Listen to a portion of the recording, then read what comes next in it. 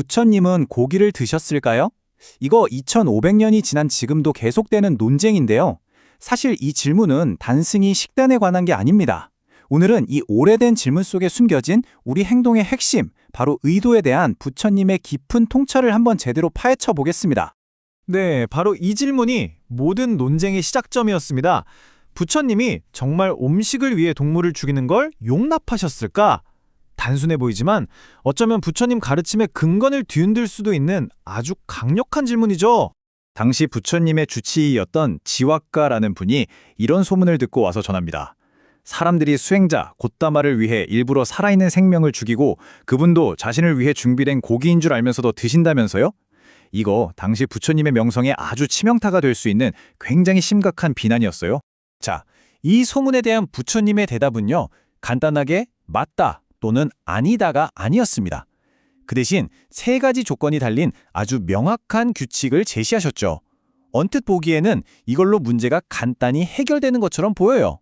그 규칙은 이렇습니다. 딱 세 가지 경우에 고기는 금지된다. 나를 위해 동물이 죽는 걸 직접 보았거나, 나를 위해 죽였다는 말을 들었거나, 혹은 정황상 나를 위해 죽인 것 같다고 의심이 드는 경우. 어때요?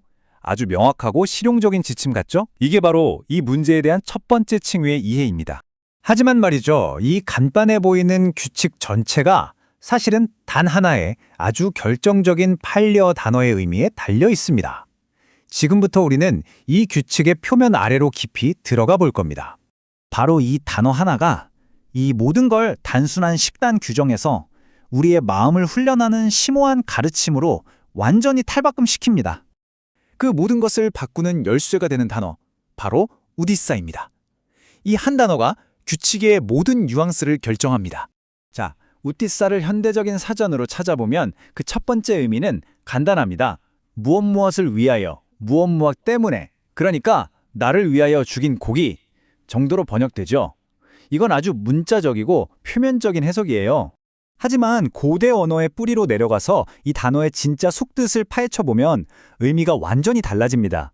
우디사의 더 깊은 뜻은 바로 특정하여 겨냥하다, 조준해서 지정하다입니다. 그러니까 수동적으로 나를 위한 것이 아니라 나를 의도적으로 타겟팅하는 아주 적극적인 행위가 되는 거죠. 이 미세한 의미의 변화, 이게 바로 부처님의 윤리적 프레임 전체를 이해하는 열쇠입니다. 중요한 건 행위의 결과물이 아니라 그 행위 뒤에 숨어있는 바로 그 의도라는 거죠.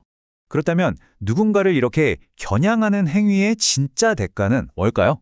이 언어적인 통찰이 어떤 실질적이고 윤리적인 결과로 이어지는지 한번 구체적으로 살펴보겠습니다. 부처님은 이걸 아뿌냐라고 표현하셨어요. 부정적인 결과가 꼬리에 꼬리를 무는 일종의 연쇄 반응 같은 겁니다. 여기서 아뿌냐는 우리가 흔히 생각하는 죄 같은 개념이라기보다는요, 시간이 지나면서 계속 쌓이는 실질적인 마음의 빚 혹은 무거운 짐 같은 거예요. 부처님은 이 부정적인 결과, 즉 마음의 빚이 쌓이는 과정을 5단계로 아주 생생하게 설명하셨습니다. 첫째, 저 동물을 끌고 와라 라고 명령하는 것. 둘째, 그 동물이 끌려오면서 느끼는 공포. 셋째, 저 동물을 죽여라 라고 명령하는 것. 넷째, 죽임을 당하는 바로 그 순간 동물이 겪는 고통.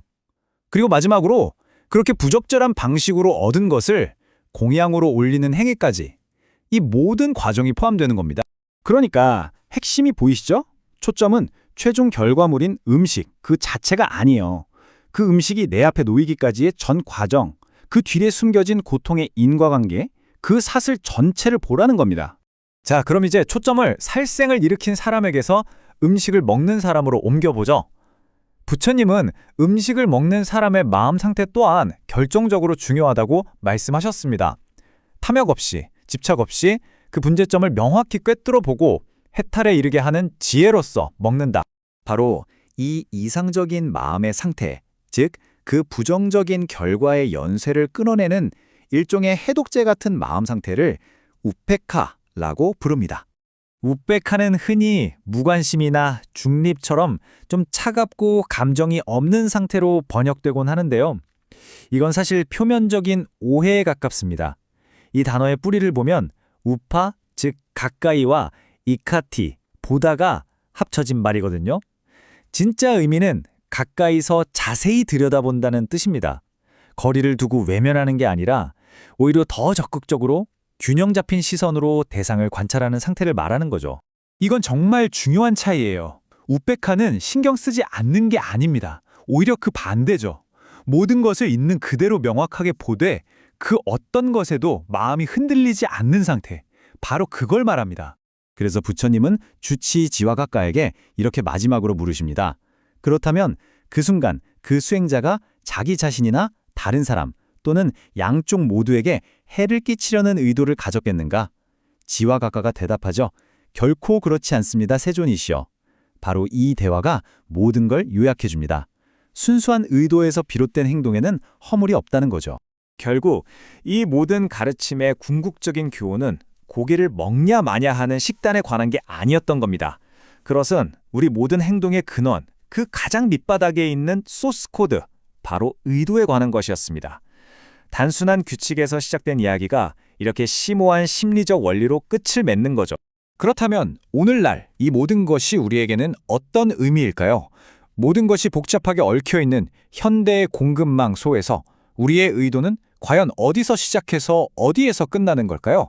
이 고대의 지혜가 우리에게 던지는 이 질문에 대해 한 번쯤 깊이 생각해 볼 시간이 아닌가 싶습니다.